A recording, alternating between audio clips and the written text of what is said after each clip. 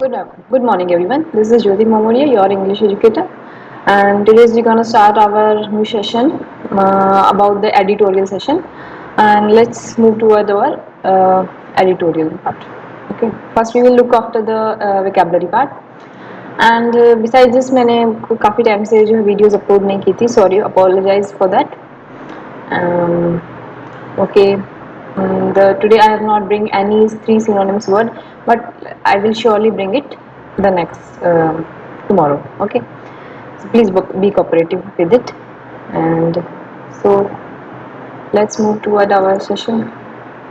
First, I am having a first I am having a vocabulary part. So let's get started. Yeah. First word is contingency. It's a noun, circumstance which is possible but cannot be predicted with certainty. Okay. First word जो है noun, जो कि एक circumstances है विच जो कि possible तो है पर उसको हम सर्टेनिटी के साथ प्रिडिक्ट नहीं कर सकते हैं. So next word is evacuate, that is verb, remove from a place of danger to a safer place. Evacuate मतलब किसी भी एक जगह से उसको इवैक्यूएट करना, जैसे कि आर्मी के सोल्जर्स जो होते हैं इवैक्यूएट करते हैं किसी को भी फ्लड वाले एरिया से या किसी भी कैलेमिटीज में से, तो उसको हम बोलते हैं इवैक्यूएट. उस प्रोसेस को हम बोलेंगे इवैक्यूएट करना. Next word is facilitate, verb है ये. मेक इजी और इजियर, इसको इजी बनाना. ठीक है. फैसिलिटेट मतलब किसी को भी एक इजी करके देना.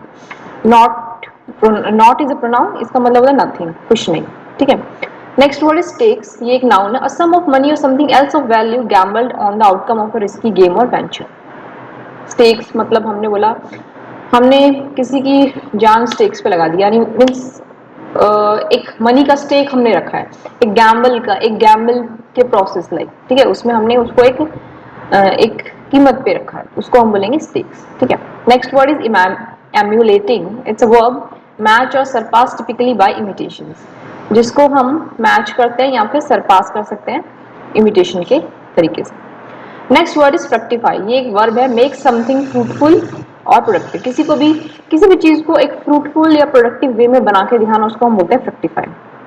Next word is bakers. Bakers कौन होते हैं?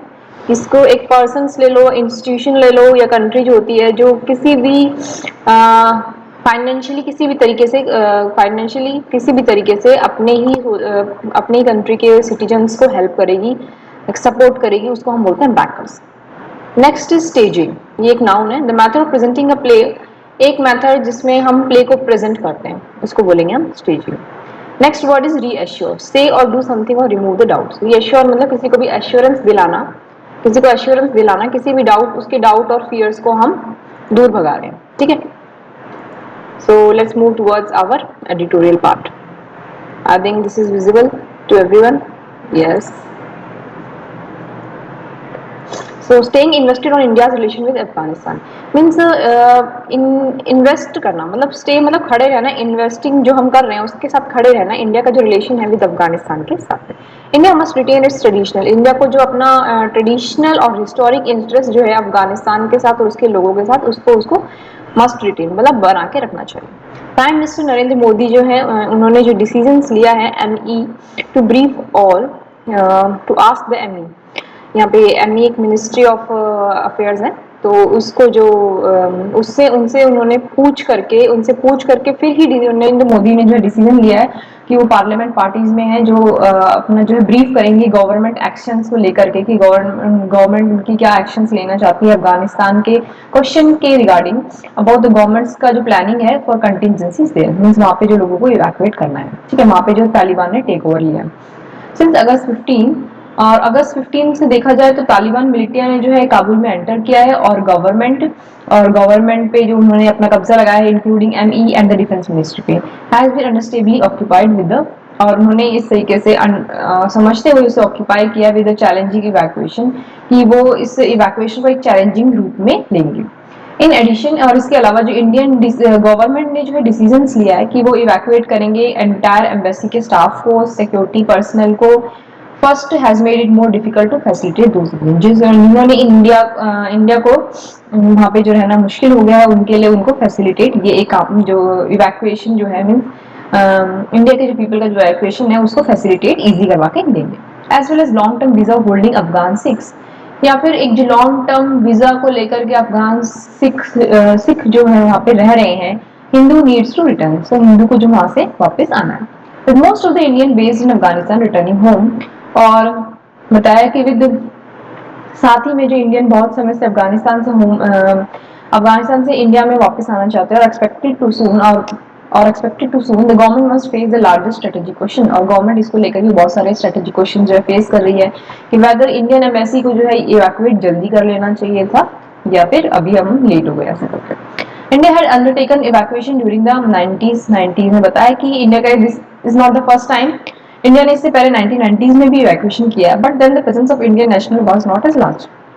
पर इंडिया का जो प्रेजेंस था वो इतना ज्यादा नहीं था, and Indian stakes in Afghanistan were not so deeply rooted, और इंडिया का जो स्टेक्स था अफगानिस्तान में वो मतलब इंडिया ने जो अपना मनी जो लगाया है वो अफगानिस्तान में इतना डीपली रूटेड नहीं था। पहले के जो रिलेशन इतने अच्छे नहीं थे इन फाइनेंशियल कंडीशन, फाइनेंशियली देख करके। इन द पास्ट 20 ईयर्स में इंडिया ने एक अच्छा इंटरेस्ट बनाया है, इंक्लूडिंग मेजर मीन्स इंफ्रास्ट्रक्चर, जो चाबर पोर्ट जो है वो उसको लेकर के बात की गई है, इंफ्रास्ट्रक्चर प्रोजेक्ट्स बनाए हैं, ऑनगोइंग डेवलपमेंट प्रोजेक्ट्स जो चल रहे हैं, या फिर अफगान के कॉन्स्टिट्यूशन की जो स्क्रिप्ट लिखनी हो, या फिर इलेक्शन को लेकर के वहाँ पे उनमें खर्चा करना हो, ट्रेनिंग करनी हो, एजुकेशन दिलाना हो गवर्नमेंट ऑफिशियल को, या फिर सोल्जर जिनके साथ हम अपनी एक्सरसाइज, अफगानिस्तान के सोल्जर के साथ अपनी एक्सरसाइज को जो हम मिल के करते हैं, वो चीज को लेकर के यहाँ पे बात की गई है। It seem unfortunate therefore that is the bank of Godwill came to naught, that कि ये जो अच्छाई है जो हम लोग कर रहे थे, that came to nothing as the government decided it was safer to pull up stakes, और गवर्नमेंट ने डिसाइड किया कि वो एक सेफर तरीके से अपने जो स्टेक्स है उनको वापस ले लेगी, ठीक है, एम्यूलेटिंग नाइदर द यूएस, और इसमें एमेल्युएट करेगी नाइदर द, इसमें जो एमेल्युएट कर रहा है कौन, यूएस, और ना ही European country, who relocated their diplomatic outpost, जिन्होंने कि अपना रीलोकेट किया है अपने डिप्लोमेटिक आउटपोस्ट को काबुल एयरपोर्ट में।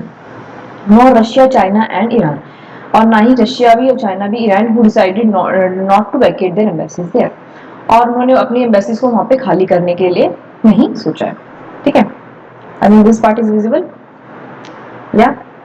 So let's move to our second part.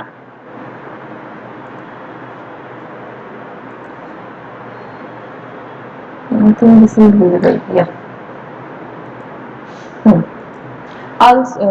Taliban take over 5 issues facing the Modi government, means Taliban ने जो लिया है तो मोदी गवर्नमेंट के सामने क्या 5 इश्यूज, मेजर 5 इश्यूज हैं जो आ रहे हैं उनके बारे में बताया गया। गोइंग फॉरवर्ड, आगे चलते हुए government must explain how it expect to approach the new regimes, means जो गवर्नमेंट है वो मींस वो सोच रही है कि उनके सामने आगे चलते हुए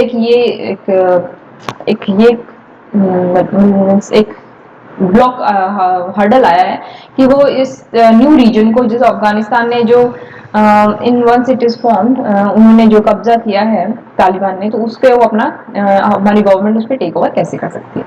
it is still unclear whether this is merely a repeat of the brutal regime seen from 1996-2001, बताया है इसमें, बताया है उसमें कि देखा जाए तो क्या ये एक मेयरली, जो यहाँ पे क्वेश्चन कर रहा है एडिटर, कि ये क्या मेयरली एक रिपीट है जो ब्रूटल रीजन जो 96-2001 के दौरान हुई थी, और वेदर ये एक नेगोशिएशन है जिसमें कि कोलिशन के साथ में दो गवर्नमेंट के बीच में जो कोलिशन जो होता है उसको लेकर के, including several farmer leaders of Afghanistan, कि जो पहले के अफगानिस्तान के जो पहले के जो लीडर्स हैं will fructify into a transitional, means कि वो कोलिशन करके एक ट्रांजिशनल गवर्नमेंट बनाएंगी। क्या ये एक वो नेगोशिएशन का पार्ट है।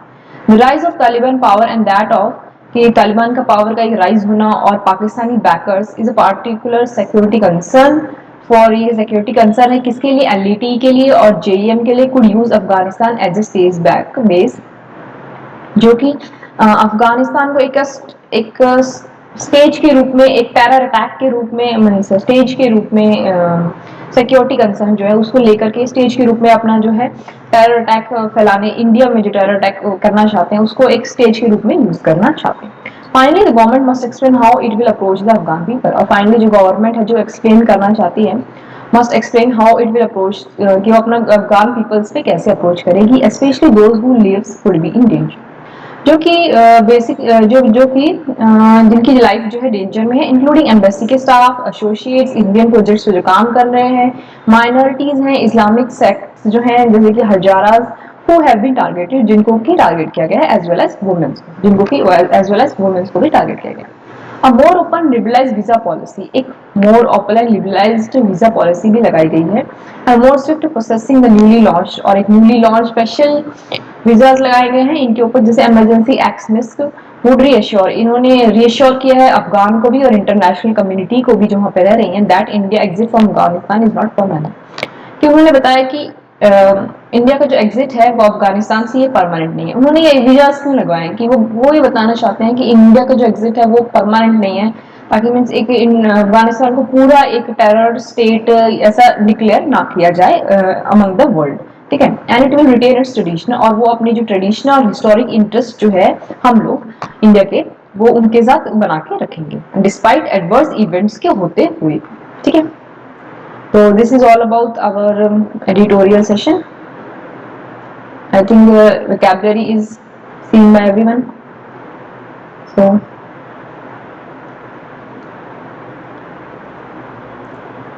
I will surely bring the 3 synonymous words again. Okay. So kindly update with me and please like and subscribe my channel. Thank you.